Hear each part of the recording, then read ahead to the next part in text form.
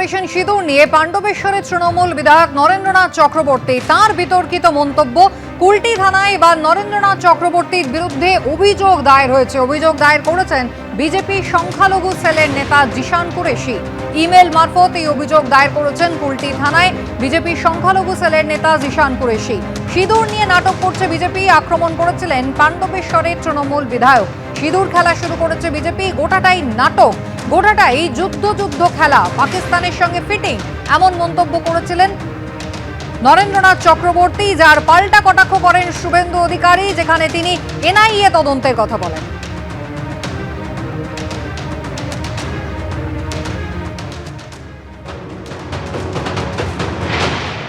কিভাবে সিঁদুর খেলা শুরু করেছে বিজেপি সরকার, গোটাটাই যুদ্ধ খেলা, গোটাটাই নাটক, পাকিস্তানের সঙ্গে ফিটিং করেছে। একদল দুষ্কৃতকারী চলে এলো পহেলগামে, কিন্তু তার 3 দিন আগে সব প্রোটেকশন তুলে নেওয়া হয়েছে। 27 জনকে গুলি করে মারলো, আর গুলি করার আগে কি বললো? बोला आप हिंदू है दुम, आप सिंदूर पहनते हैं दुम, आप कलमा पढ़ने जानते हैं दुम। এই গল্পগুলো তো আপনারা সবাই জানেন। এরা সিঁদুর খেলতে নেমেছে, কিন্তু এই সিঁদুর তো বাঙালির রক্তে, এই সিঁদুর মায়ের শীতে আছে। এ নিয়ে কি বললেন বিজেপি নেতা দিলীপ ঘোষ? দেখুন, নরেন চক্রবর্তী এর আগেও তার পার্টির লোকদের সম্বন্ধে কি বলেছেন, ওনার কেমন লোক, বিভিন্ন কেসে নাম জড়িয়ে সবাই জানে। কিন্তু যে অপারেশন সিঁদুর নিয়ে সারা দেশ গর্বিত, আমাদের সেনাদের যে পরাক্রম, তার জন্য আমরা গর্বিত। তার জন্য সমস্ত পার্টি একযোগে সরকারের সঙ্গে, সেনার সঙ্গে আছে, টিএমসিও আছে। তারাও সব জায়গায় এই মিছিল, বিজয় মিছিল বার করেছে, তিরঙ্গা যাত্রা বার করেছে। তাহলে কি পার্টির পলিসি ভুল আছে? উনি কি ঠিক করছেন? উনি মমতা ব্যানার্জি নেতাদের বোঝান যে এই নাটকের মধ্যে আপনারা কেন পড়েছেন? মহেশতলায় কারখানায় নির্মম নির্যাতন, এখনো পর্যন্ত নাবালকের কোনো খোঁজ নেই। সরাসরি আপনাদের নিয়ে যাব, সুকান্ত মুখোপাধ্যায় আমাদের প্রতিনিধি রয়েছেন আমাদের সঙ্গে। সুকান্ত, ইতিমধ্যেই কারখানার মালিক সহ 5 জনের গ্রেফতারি হয়েছে আমরা দেখেছি। গতকালও পোশাক তৈরির কারখানার আশেপাশে পুলিশ তল্লাশি অভিযান চালাচ্ছিল। 9 দিন কেটে গিয়েছে, নাবালকের হদিশ এখনো মিলল না। একেবারে দেখো, গত 30 তারিখ থেকে, অর্থাৎ 30শে মে থেকে নিখোঁজ রয়েছে কিন্তু এই নাবালক, এবং তারপর থেকে কেটে গেছে প্রায় 9 দিন। কিন্তু প্রশ্ন হচ্ছে যে এই যে যুবক, এই যে নাবালক, সে কোথায় রয়েছে?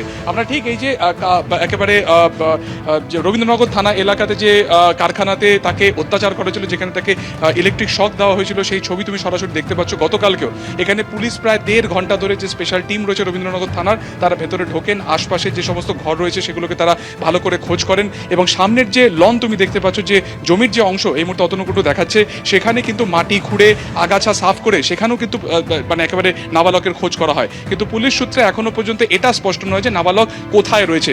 11টা নাগাদ 30 তারিখে ঠিক এই কারখানাতে তাকে ঢুকতে দেখা গিয়েছিল, এবং তারপর থেকে সে মিসিং হয়ে যায়। এবং আশপাশের যে সিসিটিভি ফুটেজ রয়েছে, এই কারখানা থেকে কিছুটা দূরে আরও একাধিক কারখানা রয়েছে, যেটা একেবারে মেন রাস্তাকে কানেক্ট করছে। সেখানকার সিসিটিভি গতকালকে রাত পর্যন্ত কিন্তু পুলিশের তরফে তা কালেক্ট করা হয়েছে, এবং সেগুলোকে তারা খতি দেখে জানা গেছে যে 2 জন যুবককে দেখা গেছে হচ্ছে এই নাবালকের সাথে এই কারখানার দিকে আসতে। তারপর থেকে কিন্তু ফেরার আর কোনো ছবি কিন্তু পাওয়া যায়নি। এই যে 2 জনের সাথে দেখা গেল, তারা কারা সেই ব্যাপারে ইতিমধ্যে 2 জন, তৌহিদ এবং মোস্তাফা, যারা এই কারখানার শ্রমিক, তাদেরকে জিজ্ঞাসাবাদ করা হচ্ছে। এবং মুম্বাই থেকে কারখানার যে মালিক রয়েছে শাহেনশাহ, যে সহ যে 2 জন আরও গ্রেফতার হয়েছে, অর্থাৎ মোট 3 জন গ্রেফতার হয়েছে, তাদেরকে ট্রানজিট রিমান্ডে আনা হচ্ছে। আগামীকাল তাদেরকে কলকাতা আনা হবে এবং আলিপুর আদালতে তোলা হবে, নিজেদের হেফাজতে চেয়ে আবেদন জানানো হবে। পুলিশ সূত্রে জানা যাচ্ছে যেটা, যে এই 5 জনকে মুখোমুখি বসিয়ে জিজ্ঞাসাবাদ করে সিসিটিভি ফুটেজে যে 2 জনকে দেখা যাচ্ছে তারা কারা, এই বিষয়টা যেমন জানা হবে। এক, দ্বিতীয়ত হচ্ছে এই নাবালকের খোঁজে পুলিশের তরফে একটি পন্থা নেওয়া হয়েছে, যে নাবালকের যে ছবি রয়েছে তা অফিসের, তা আর কি এই যে তোমার রবীন্দ্রনগর থানা রয়েছে, আশপাশের একাধিক থানা, নাদিয়াল অর্থাৎ পোর্ট চত্বরের বিভিন্ন থানাতে কিন্তু তা সার্কুলেট করা হয়েছে। এবং এই নাবালককে কেউ দেখেছে কিনা তার খোঁজ কিন্তু ইতিমধ্যে শুরু করেছে। যেহেতু তার বয়স 18-র নিচে, সেই কারণে কিন্তু পুলিশের তরফে কোথাও সে পোস্টার দিয়ে সেটাকে সাটিয়ে জনসমক্ষে আনা হয়নি, সেটাকে ইন্টারনালি বা যে পুলিশের যে হোয়াটসঅ্যাপ গ্রুপ রয়েছে তার মধ্যে সেটাকে সার্কুলেট করা হচ্ছে, বিভিন্ন পুলিশ থানাতে তা পৌঁছে দেওয়া হয়েছে। কিন্তু প্রশ্ন সেই একই জায়গায় থাকছে যে মোবাইল চোর সন্দেহে এই কম্পাউন্ডের ভেতরে অত্যাচার করা হয়েছিল যে নাবালককে, সে কোথায়? 9 দিন পেরিয়ে গেছে, 9 দিন কিন্তু অনেকটাই সময়। এই 9 দিন সে কোথায় রয়েছে? কারণ শাহেনশাহ বা বাকিদেরকে জিজ্ঞাসাবাদ করে সেই সম্পর্কে হদিশ কিন্তু এখনো পর্যন্ত তদন্তকারীরা পাননি। ফলত একদিকে যেমন এই জমির মালিক যে রয়েছে তাকেও যেমন জিজ্ঞাসাবাদ করা হচ্ছে, তার পাশাপাশি কলকাতা আসার পর শাহেনশাহ শাহ আলম, তাকেও কিন্তু জিজ্ঞাসাবাদ করে এই নাবালকের হদিশ পাওয়ার চেষ্টা করবেন তদন্তকারীরা। সুকান্ত, ধন্যবাদ।